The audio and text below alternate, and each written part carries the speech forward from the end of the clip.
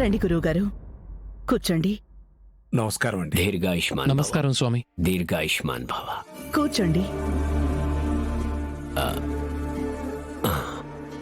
అక్క, నేను నీతో చెప్పానే, సంపూర్ణానంద స్వామీజీ వారు.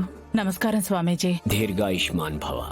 యావత్ కుటుంబానికి పరమశివుని కటాక్షము కలుగునుగాక. అమ్మా ఆనంద భైరవి, ఏదో తీవ్రమైన కలవరంలో ఉన్నాను, ఇంటిని దర్శించమని కోరావు. ఏంటమ్మా? మా శరణ్య గురించి మిమ్మల్ని అడగాలని మిమ్మల్ని రమ్మన్నాను స్వామీజీ.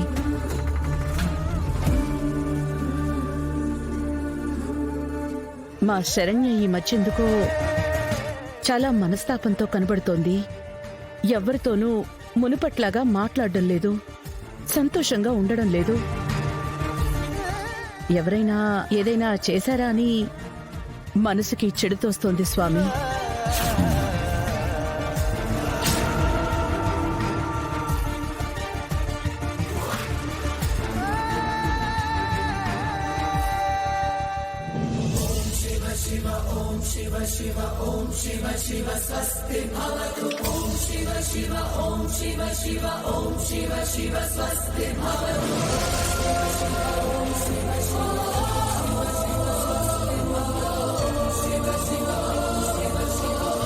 అమ్మా ఆనంద భైరవి, ఇదేదో గాలి ప్రభావము, తాంత్రిక శక్తి వల్ల ఇలా అవడం లేదు తల్లి.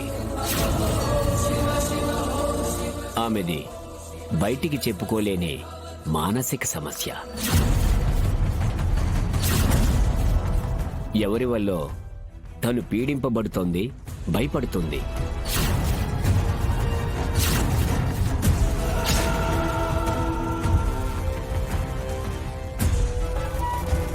అందుకే తల్లి, ఆ అమ్మాయి ప్రవర్తనలో మీరు గమనిస్తున్న ఈ మార్పు. అమ్మా, ఎవరు తనని పీడించేది? ఇంకెవరు నాన్నా? ఖచ్చితంగా ఇదా సమీర పని అయ్యుంటుంది.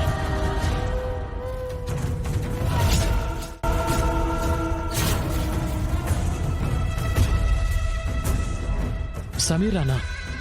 అవును నాన్నా, అదే నీకోసం శరణ్యని వేధిస్తోందని అర్థమవుతోంది. స్వామీజీ గారు, ఖచ్చితంగా మీరు చెప్పినట్టే ఇదంతా చేసేది ఆ సమీరనే అనిపిస్తోంది. దాన్ని మేము ఎలాగైనా పట్టుకుని బుద్ధి చెప్పాలి, కానీ ఇప్పుడది ఎక్కడుందో ఎలా ఉందో తెలియడం లేదు స్వామీజీ. తెలుస్తుందమ్మా.